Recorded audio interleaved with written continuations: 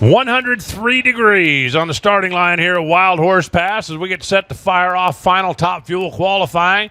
And up first is going to be Austin Prock, who is not yet qualified. He has powered into smoke on both of his qualifying efforts. The bump spot is a 4:15. That's Todd Payton. Not exactly a scary number.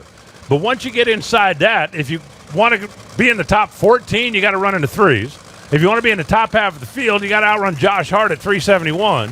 And if you got to be the man,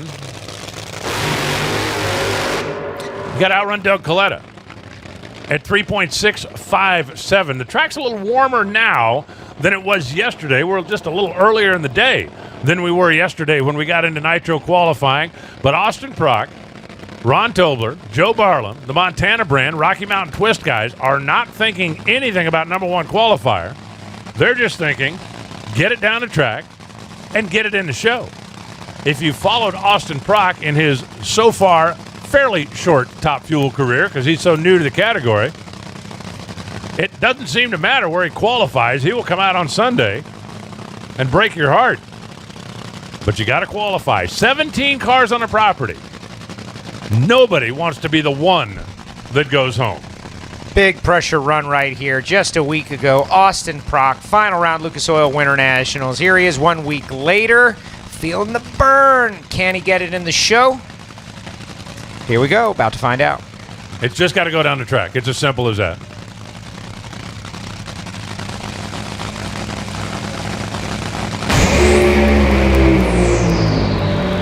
That ought to do it. Bluey at the finish line, 3.739, 324 miles an hour. That thing will need a new Hemi before tomorrow. But Austin Prock just went to the number 10 qualifying spot. Big boomer right down there in the lights, but they got it in the show. Jason. Down here with Ron Tobler, and after going to the finals last week, a lot of pressure on that run. You got it done.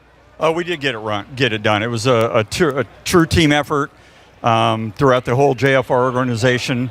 And, we just knew we had to slide it down there. We would have liked to come up here and ran a little bit better, but we're definitely happy to get that weight lifted off our shoulders. We have the replay for you up here on the Sunoco Vision. I want you to take a look there because it did look like you let one go at the end. Tell us what you saw. Well, I saw a lot of flame and I heard a boom, so it can't be good. We'll just have to wait back and see what happened. Does it look like anything's wrong to you watching it go down the track? No, it doesn't look like there's any holes out or anything like that, but if I had to guess, it may have had some kind of failure in the engine. Thanks, Ron. Okay. That was absolutely a kablooey down there at the finish line. We saw a couple of those earlier. And we'll talk about those a little bit when the cars come up to make their runs. But in that particular case, I agree with Ron Tobler. It didn't look like anything was going wrong until, it went all wrong. The issue with these engines is that they're running fuel through them at such an incredible rate. If something goes wrong, there's a lot of dynamite packed inside the bomb, if you know what I'm saying. If you get a big backfire in a gasoline car, you only got so much gasoline in the manifold or below the blower that can go kaboom.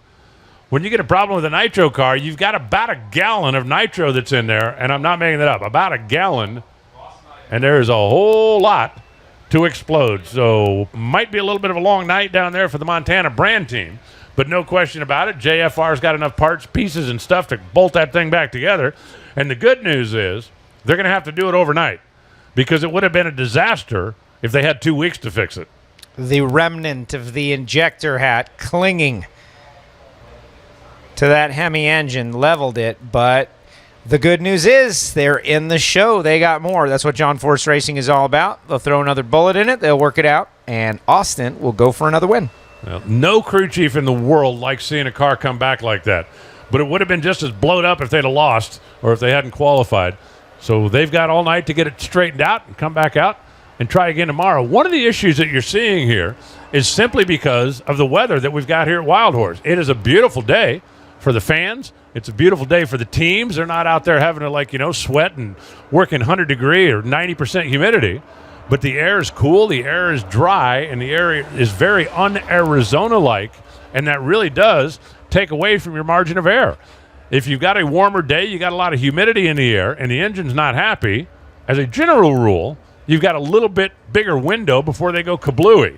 On a day like this, if the engine's not unhappy a little bit, the result is Well, what you see up there on the screen right now. So Austin goes into the field. Right now he's in the number 10 spot. Rob Passy just inherited the bump spot at 4.12. That's the number you see on the scoreboards. Todd Payton just got bumped out.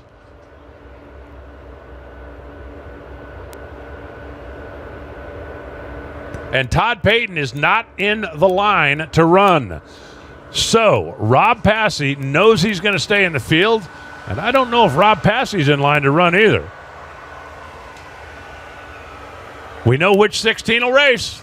From here on, we shuffle for position. Let's go down and hear from a guy who's pretty happy to be qualified, even if he's not very happy about his car. Jamie.